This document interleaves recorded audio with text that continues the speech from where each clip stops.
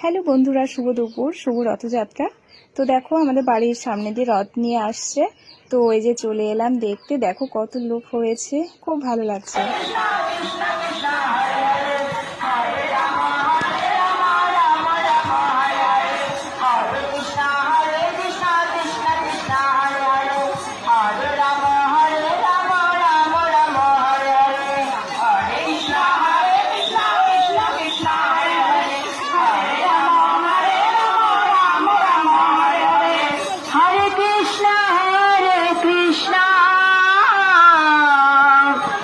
Krishna Krishna